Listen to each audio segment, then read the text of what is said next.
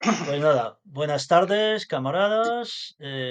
Agradezco en nombre de Unión Proletaria vuestra inscripción y sobre todo participación de los que además de inscribiros habéis conectado y ha habido camaradas que han dicho que no podían conectarse en el día de hoy, pero esperaban que se les enviara la grabación para poder seguir el curso y conectarse en sesiones posteriores. Bueno, sobre todo las gracias también a los camaradas que lo hacen desde América Latina y tienen que adaptarse a un horario que no es nada cómodo para ellos.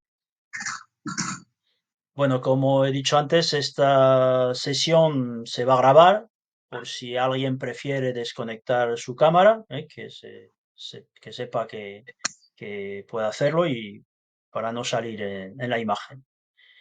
Bueno, para hacer más amena la ponencia, voy a compartir una exposición gráfica que la ilustrará. Entonces, un momentito que se abre. Bien. Bueno, aquí tenéis el cartel con el que se ha convocado este curso de introducción al marxismo-leninismo. Como dice en él, vamos a desarrollar durante 15 sesiones los distintos contenidos de esta teoría científica del proletariado. Eh, de momento la estamos haciendo solamente online por dificultades que hemos tenido. Bueno, pues en cuanto a los contenidos, no podremos profundizar mucho, como podréis imaginar, porque es solo un curso de introducción. Pero bueno, vamos a intentar llegar lo más lejos que podamos dentro de lo que supone 15 sesiones a lo largo de año y poco, ¿no? Bueno, la primera sesión tiene como objetivo proporcionar una idea de conjunto de lo que es el marxismo, de lo que contiene. Entonces, luego ya las siguientes sesiones vamos a desarrollar las distintas partes, las distintas facetas de esta teoría hasta donde podamos, ¿no? En la sesión de hoy empezaré haciendo una breve exposición de unos 20 minutos. Después dedicaremos aproximadamente 10 minutos a responder individualmente a 4 preguntas sobre el contenido de lo que habéis estudiado por vuestra cuenta y de lo que he expuesto yo. Ya os diremos cómo se hace eso.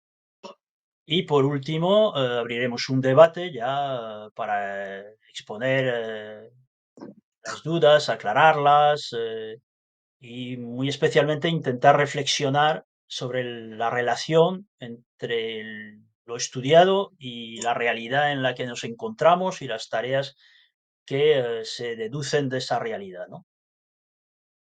Mi exposición se basa en el artículo de Lenin, Tres fuentes y tres partes integrantes del marxismo. Aquí en la imagen que se presenta, pues tenéis la portada de una de las ediciones de este texto, con un dibujo ilustrativo sobre esos 3 elementos que configuran la teoría del marxismo-leninismo.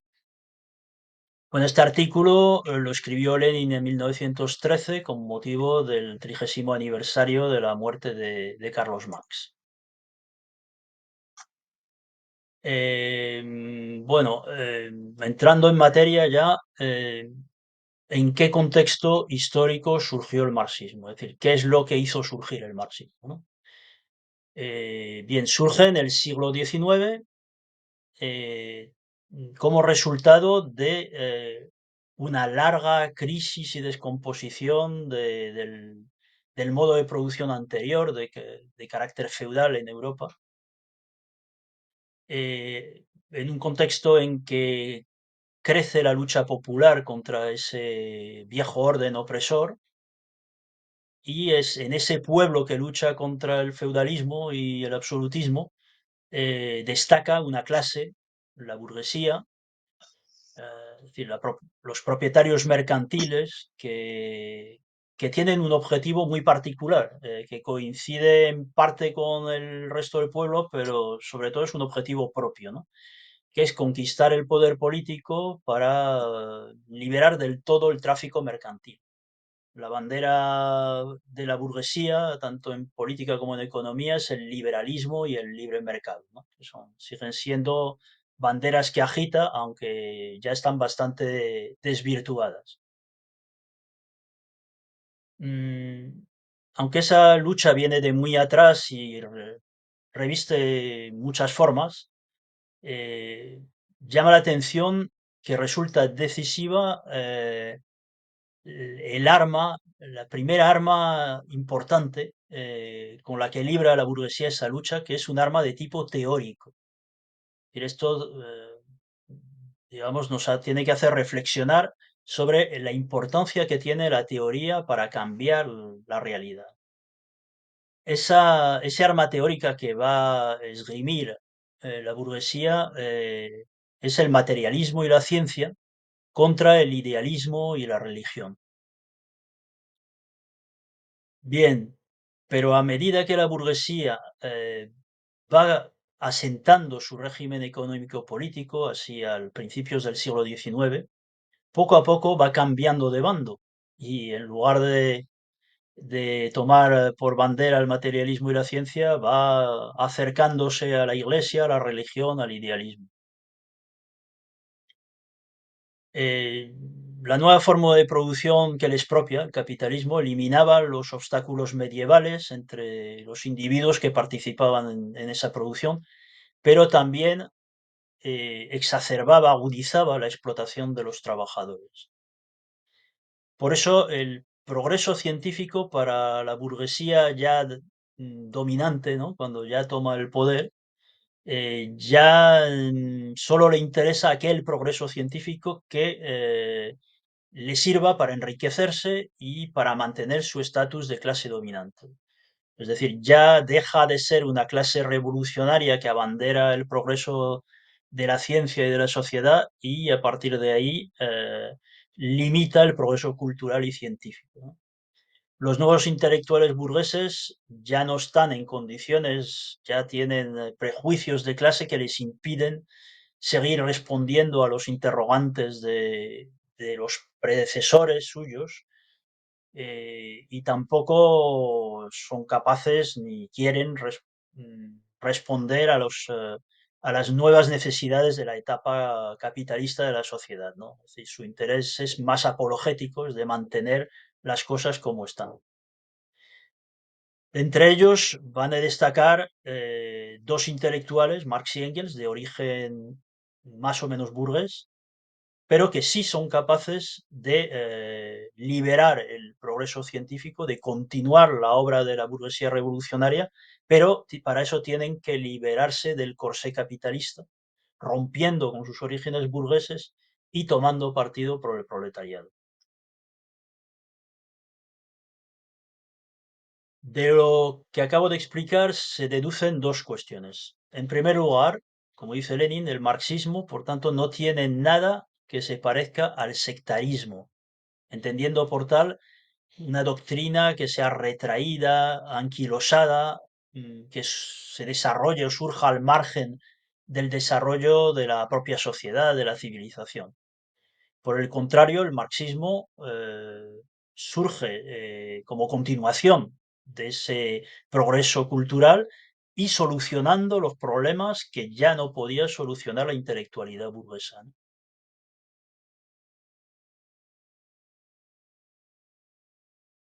Entonces, en la segunda cuestión que se deduce de lo expuesto es que en una sociedad que se erige sobre la base de la división de clases y de la lucha entre clases, es imposible que exista una ciencia social, una ciencia que trata sobre la sociedad de carácter imparcial. De un modo o de otro, toda la ciencia oficial y liberal, dice Lenin, en la actual sociedad defiende la esclavitud asalariada, mientras que el marxismo, a diferencia de la ciencia oficial, ha declarado una guerra implacable a esta esclavitud.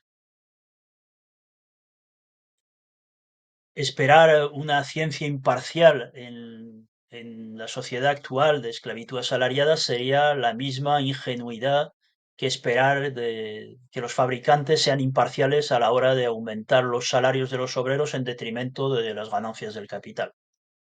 Por tanto, solo el proletariado está interesado como clase en hacer progresar de manera completa, sin trabas, la ciencia, porque ésta le da la razón en su combate contra la explotación capitalista. Por eso en el marxismo-leninismo la ciencia y el partidismo van unidos. Y el marxismo-leninismo es la concepción a la vez científica y proletaria del mundo.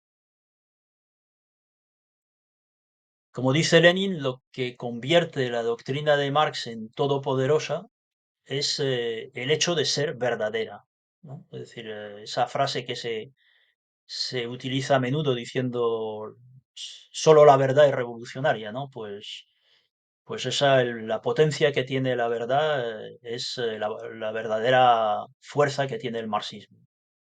Entonces, el marxismo-leninismo es una doctrina completa, ordenada, da a la gente una concepción monolítica del mundo, o sea, abarca todos los aspectos de la realidad, una concepción intransigente con toda superstición, con toda reacción, con toda defensa de la opresión burguesa.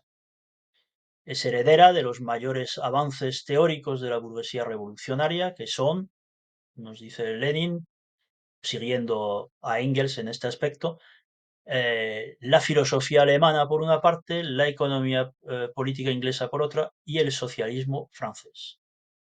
Vamos a ver ahora cómo resuelve las contradicciones de esas teorías de las que bebe y de ese modo las supera. En primer lugar, la filosofía. La base filosófica del marxismo es el materialismo. Según el materialismo, la materia surge antes que las ideas y las ideas son un mero reflejo de la materia en el cerebro humano. Todo esto lo veremos posteriormente con más tranquilidad, pero bueno, para ir situando unos elementos que ya nos den cierta idea. La filosofía marxista incluye el materialismo ese del que hablaba antes, que utilizó la burguesía revolucionaria en su lucha contra el feudalismo y el absolutismo, pero también corrige los defectos mecanicistas y metafísicos de aquel materialismo. Y lo hace gracias a la dialéctica desarrollada por la filosofía clásica alemana, sobre todo por Hegel. Aquí en la fotografía vemos a los cuatro más ilustres representantes de la filosofía clásica alemana de carácter idealista, es decir, Kant, Schelling, Fichte y sobre todo Hegel. ¿Qué es la dialéctica? ¿Qué es eso que, digamos, el marxismo recoge en añadidura a lo que la burguesía materialista francesa revolucionaria ya había aportado? Según Lenin, la dialéctica es la doctrina del desarrollo en su forma más completa, más profunda, más exenta de unilateralidad. La doctrina de la relatividad del conocimiento humano, que nos da un reflejo de la materia en constante desarrollo. Es muy densa esta definición, iremos viendo poco a poco su contenido, pero de momento hacernos esa idea de la ilustración que hemos colocado aquí, es decir, vemos esa espiral o helicoide de ese monumento en la Unión Soviética a la dialéctica, que nos da una idea de que nuestra concepción del mundo marxista-leninista ve el mundo en desarrollo y en un desarrollo, digamos, que va dando, como quien dice, bandazos, ¿no? Va pasando de un extremo a otro y elevándose continuamente en una lucha entre aspectos contradictorios. De momento, quedarnos con esa idea. Veremos más adelante algo más al respecto, pero en esta primera sesión es suficiente así. Bien, por tanto, la filosofía del marxismo-leninismo la llamamos materialismo dialéctico. Cuando aplicamos la filosofía marxista a la sociedad humana, ya no solamente a la naturaleza o al pensamiento, sino a la sociedad, obtenemos lo que se llama la concepción materialista de la historia o materialismo histórico. Como decía Lenin, la dialéctica es doctrina del desarrollo, con lo cual, a diferencia del materialismo de la burguesía revolucionaria, El marxismo no ve la historia como una cuestión, digamos, que se mueve solamente por la imaginación de unos individuos que proponen cosas nuevas, sino que tiene su propia vida, su propio desarrollo. Por eso es una concepción de carácter histórico. O sea, con lo cual evoluciona la propia sociedad y es lo que se conoce como materialismo histórico, concepción materialista de la historia. El materialismo histórico revela dos aspectos de la realidad, digamos que son los dos aspectos más importantes. Por una parte, nos explica cómo de un sistema de vida social se desarrolla, a medida que crecen las fuerzas productivas, otra forma de vida social, de organización social. Como por ejemplo, pues del esclavismo se pasa al feudalismo, del feudalismo se pasa al capitalismo, ¿no? Entonces vemos en esta pequeña viñeta lo que serían, digamos, esos tres modos de producción principales que se han dado sobre todo en Europa Occidental bueno, en otros lugares, quizá un poco más complejo, pero para situarnos en los orígenes de la sociedad en la que estamos capitalista, esa sucesión de tres modos de producción ya nos da una idea de ese desarrollo de un modo de producción a otro. El segundo aspecto que nos revela el materialismo histórico es cómo la conciencia social y las instituciones políticas no son un elemento caprichoso, sino resultado del régimen económico de la sociedad. La segunda parte del marxismo, que, que tiene por fuente la economía política clásica inglesa, es la economía política marxista. Entonces, una vez que Marx comprendió que el modo de producción es la base de la sociedad, dedicó una gran parte, quizá la mayor parte de su vida a estudiarlo. Sus investigaciones están recogidas en su obra principal, que es El Capital, crítica de la economía política.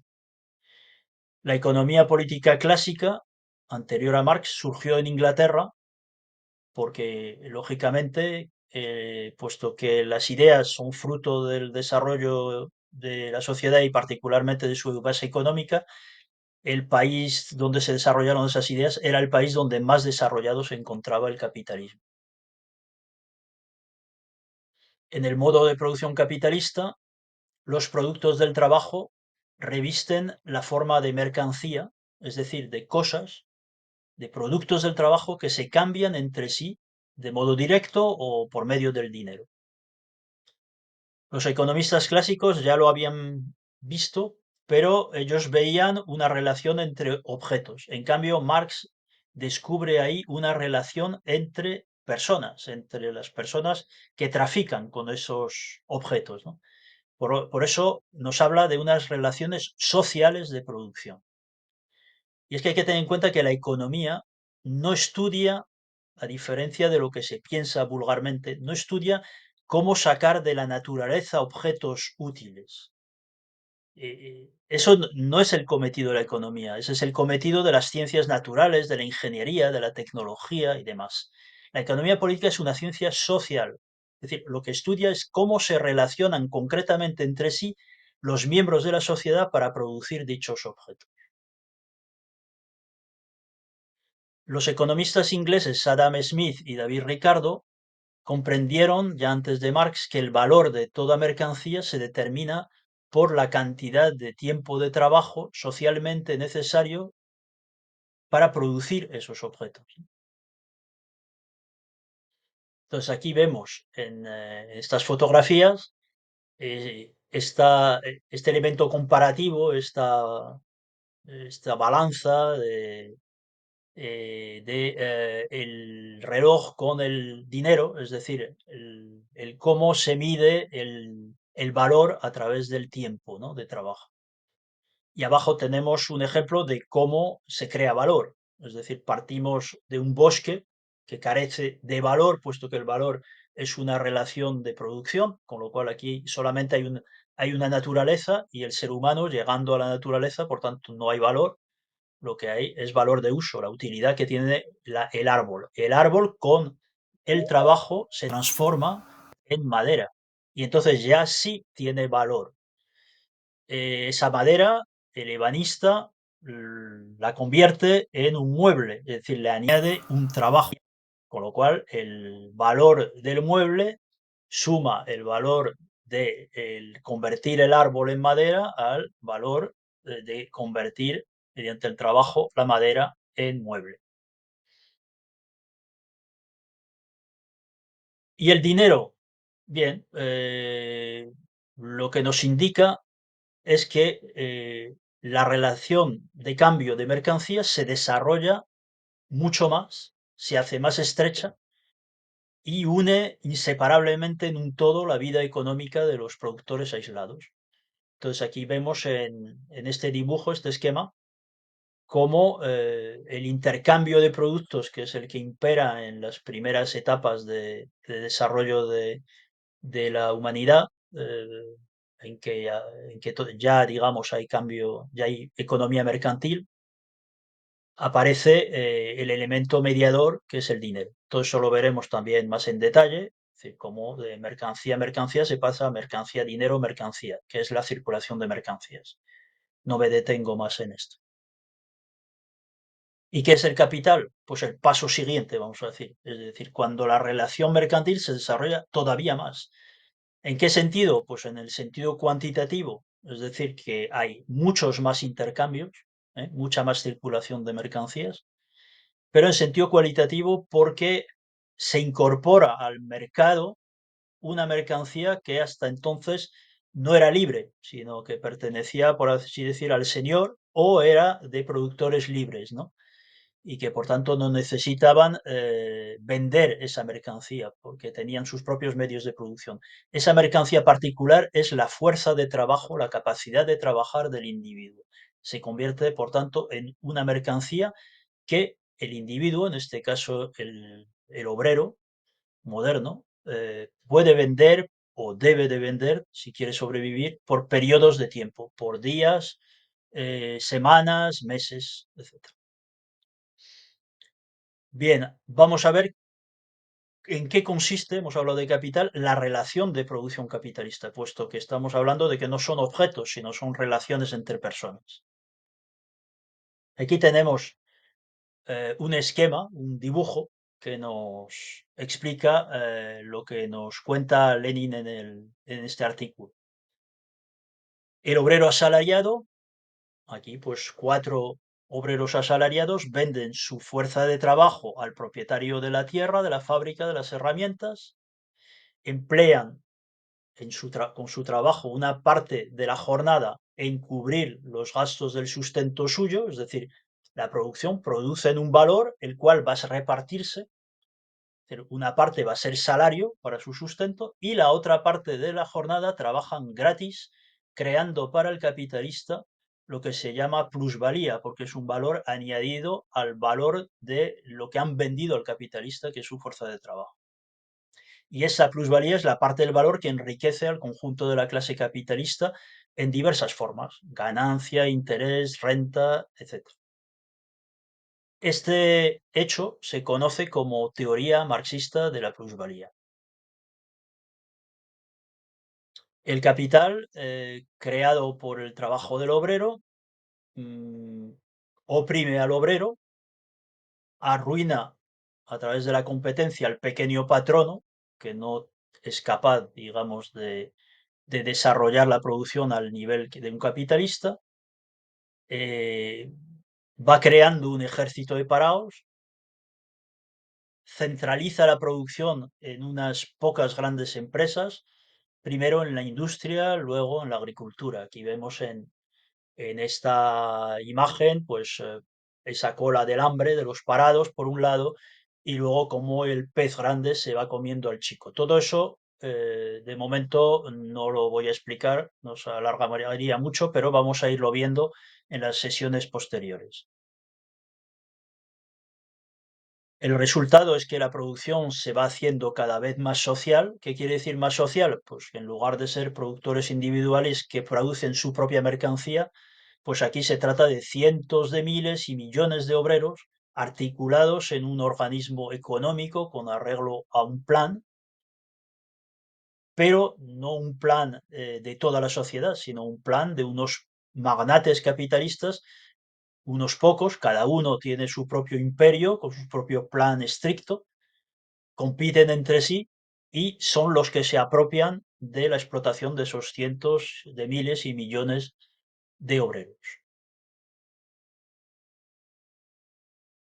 El resultado, a la larga, de todo esto es que la anarquía de la producción mercantil, del que cada uno va a vender como puede al mercado sus mercancías y la competencia decide, pues esa anarquía crece, se producen crisis, eh, hay una carrera desenfrenada en busca de mercados, eh, y las masas de la población, que son proletarias, pues cada vez tienen una existencia más insegura.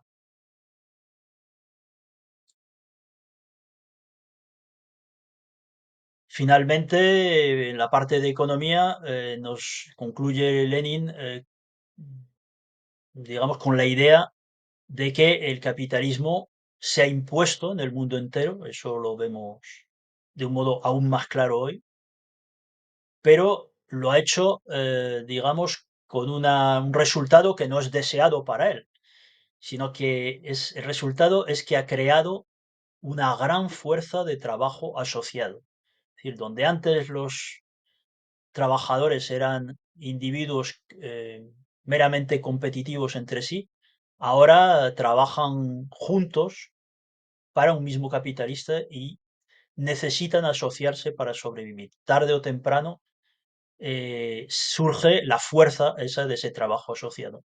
Por eso ya la simple explicación económica nos muestra que la victoria del capitalismo no es más que el preludio del triunfo del trabajo sobre el capital. Y llegamos así a la tercera parte del marxismo-leninismo, que es el socialismo científico.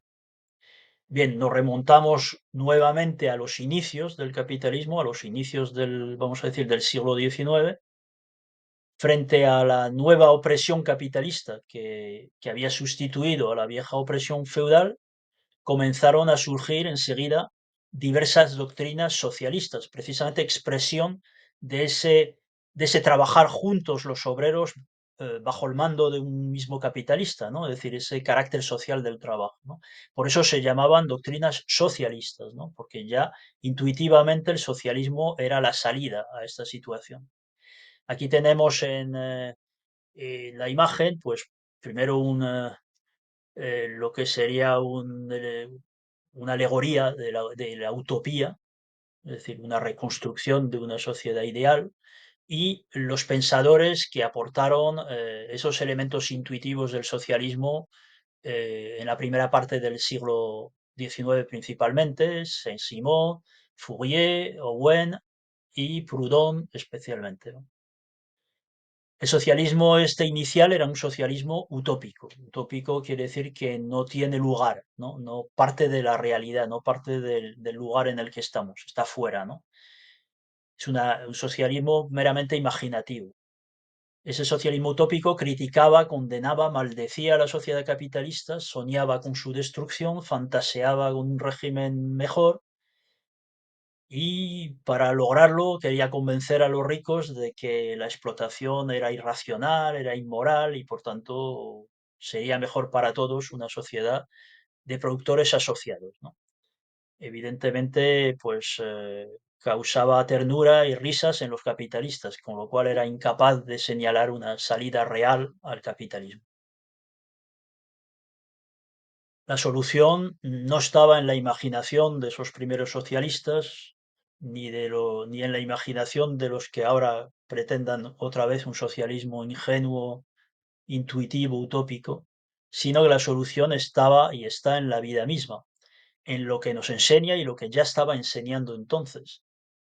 ¿Y qué es lo que había enseñado la vida ya entonces? Pues que el feudalismo no había cedido su lugar al capitalismo a base de convencer a los señores feudales, sino a base de vencerlos. mediante la lucha. Es decir, todo había demostrado que la base del desarrollo de la sociedad, su fuerza motriz, es la lucha de clases. Surgió entonces la teoría de la lucha de clases, que es una teoría que ya vislumbran pensadores anteriores o simultáneos a Marx, pero incluso de carácter reaccionario, como el líder francés Thiers, pero que el marxismo va a sentar como la base de la política revolucionaria, ¿no? Por eso, como dice Lenin, los hombres han sido siempre en política cándidas víctimas del engaño de los demás y del engaño propio, y lo seguirán siendo, mientras no aprendan a discernir detrás de todas las frases, declaraciones y promesas morales, religiosas, políticas y sociales los intereses de una u otra clase. Aquí en la imagen vemos también una ilustración de este fenómeno, es decir, cómo la inocencia, la ingenuidad de pensar que el reformismo va a poder solucionar los problemas del capitalismo, pues lo que hace es simplemente colorearlo, embellecerlo, pero la bota, el zapato del capitalista sigue oprimiendo a los obreros, igual que en su forma liberal, cruda o reaccionaria. Los partidarios de reformas, continúa Lenin, y de mejoras, se verán siempre burlados por los defensores de lo viejo mientras no comprendan que toda institución, por bárbara y podrida que parezca, se sostiene por la fuerza de unas u otras clases dominantes. Es decir, que por tanto es en la lucha de clases donde está la solución de los problemas políticos del Estado que oprime o de cualquier elemento en la sociedad retardatario que intenta devolvernos hacia atrás. Solo hay una salida, que es la lucha de clases. Para vencer la resistencia de esas clases, de esa burguesía, solo hay un medio, que es encontrar, educar y organizar para la lucha las fuerzas que puedan y que por su situación social deban barrer lo viejo y crear lo nuevo. Bajo el capitalismo, esta fuerza social es la clase obrera o también llamada proletariado. Bien, para concluir su artículo, si nos fijamos, Lenin nos habla de que se multiplican las organizaciones independientes del proletariado. Este se instruye y educa al librar su lucha de clase, se despoja de los prejuicios de la sociedad burguesa, está adquiriendo una cohesión cada vez mayor y aprendiendo a medir el alcance de sus éxitos, templa sus fuerzas y crece irresistiblemente. Y ahí es donde, para el debate, yo lanzo la pregunta de si esto es algo que estamos constatando también en este mismo momento, o solamente es algo que ocurre a una escala histórica. Es decir, siempre que vayamos a estudiar un texto clásico, tenemos que esforzarnos por compararlo con nuestra situación, porque no somos teóricos puros, la teoría nos interesa para la práctica, ¿no? Entonces, por eso hay que tener un espíritu crítico sobre una base rigurosamente científica, ¿no? Entonces, preguntarnos, ¿el movimiento obrero sigue progresando tal como Lenin lo veía progresar en 1913? ¿En qué aspectos está avanzando? ¿En cuáles retrocede? ¿A qué se debe cuando retrocede? ¿Qué podemos y debemos hacer para que avance? Es decir, tenemos que concretar todas estas cuestiones, ¿no? Entonces, por medio del estudio y el debate que vamos a ir desarrollando en esta y en las próximas sesiones, vamos a tratar de responder a estas preguntas y conseguir que nuestro pensamiento sea lo más acorde posible con la realidad y lo más libre posible del adoctrinamiento a que nos somete esta sociedad.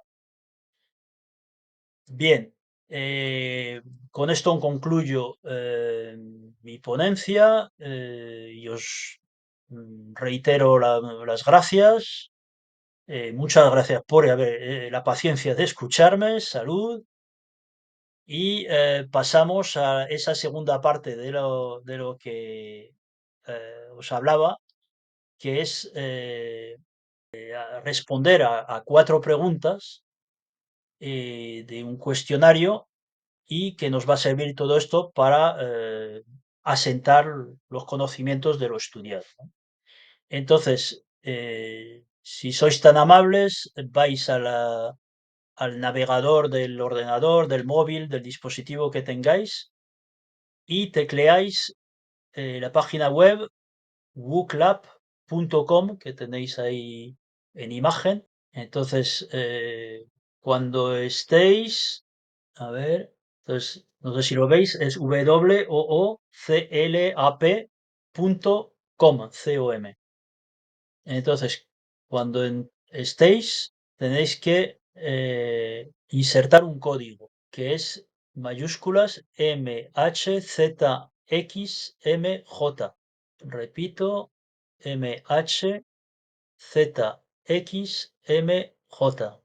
Os aparecerá, entonces dais a ir y os aparece un cuadro azul donde ponéis vuestro nombre.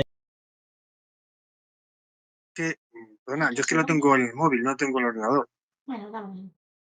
Bueno, si no, como voy a voy a leer las preguntas, se puede hacer también de viva voz, es decir, que lo único así, no, eh, nosotros veremos las respuestas que se den por escrito y las otras a viva voz y ya está, no pasa nada.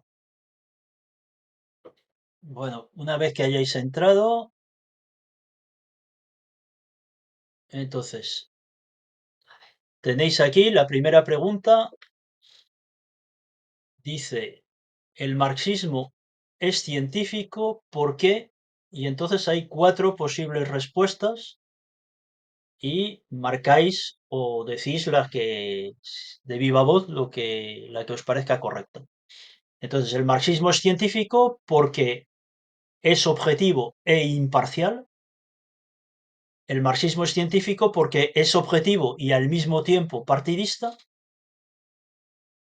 El marxismo es científico porque es filosofía alemana, economía inglesa y socialismo francés.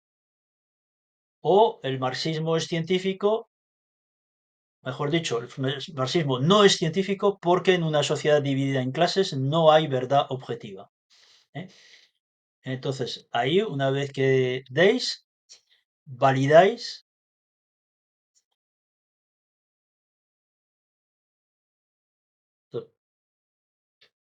pincháis y tal. Vamos unos minutos.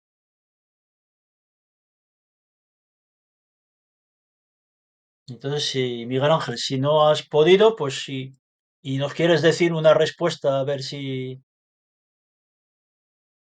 te atreves. Entonces, científico porque es objetivo e imparcial, o porque es objetivo y partidista, porque es una suma de filosofía alemana, economía inglesa y socialismo francés, o no es científico porque no puede haber La segunda, verdad objetiva en una sociedad dividida en clases. creo que la segunda. La segunda. Vamos a ver, entonces, efectivamente, lo correcto es la segunda. Y bueno, Una, una explicando un cuestión, poquito el que, porqué, que la tercera también incluía la segunda. sí, Parece que hay la un tercera, error, hay un error en la tercera, se ha añadido la primera. No sabemos por qué ha saltado así. No estaba, cuando lo hemos ensayado no estaba eso, pero bueno, en fin. Entonces, yo explicando muy brevemente, no es imparcial el marxismo, aunque sea objetivo, es decir, válido, sí toma partido.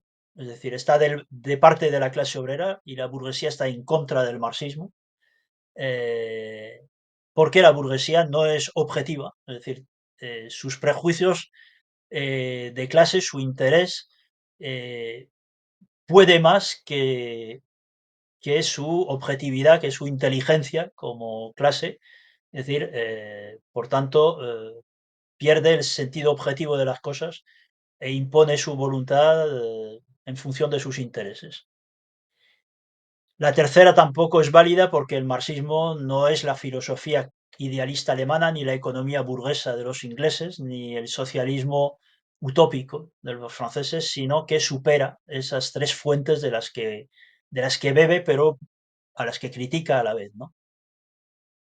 Y cuarto, sí que hay verdad objetiva en una sociedad en clases, independientemente de que, como decía en la primera respuesta, la burguesía no la quiera ver, mm, y no quiera que se vea, ¿no?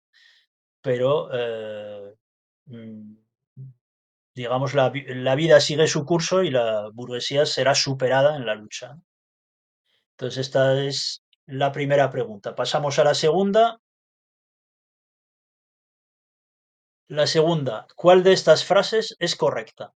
Entonces, la primera nos dice, la filosofía marxista se basa únicamente en el materialismo del siglo XVIII. La segunda nos dice, la filosofía marxista se basa únicamente en la dialéctica de Hegel. La tercera nos dice, el materialismo histórico aplica el materialismo dialéctico a la sociedad. Y la cuarta nos dice, son las ideas y las instituciones políticas las que determinan la economía.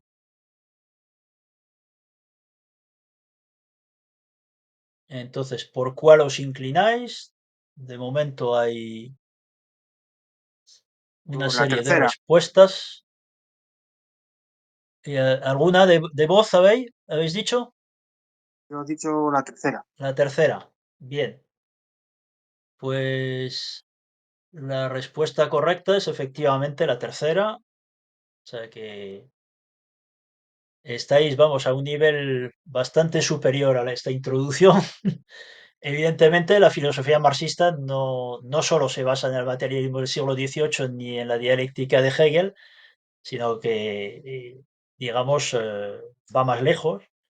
Y luego no es cierto que las instituciones y las ideas determinen la economía, sino al revés. Es la economía realmente la que explica por qué las ideas en esta sociedad son las que son y por qué las instituciones políticas son las que son.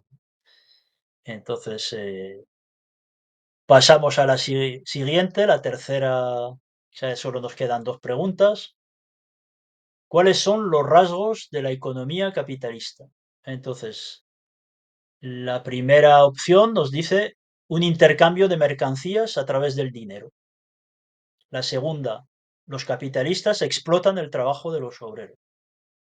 La tercera, creciente desigualdad, paro y producción socializada. Y la cuarta, todos ellos.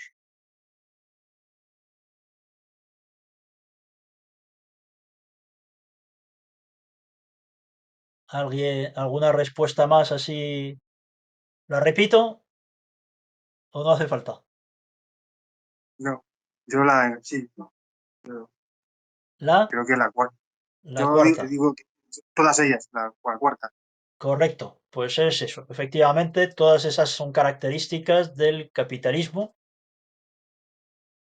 Así que pasamos ya a la última pregunta, que es sobre socialismo. ¿Cómo alcanzar el socialismo? La pregunta del millón, se diría. Entonces, primera posibilidad, convenciendo a los ricos porque son los que tienen los medios y el poder. La segunda, conquistando la mayoría del Parlamento y mediante reformas pacíficas. La tercera, repartiendo las grandes propiedades entre los trabajadores. Y cuarta, concienciando y organizando a la clase obrera para derrocar a la burguesía.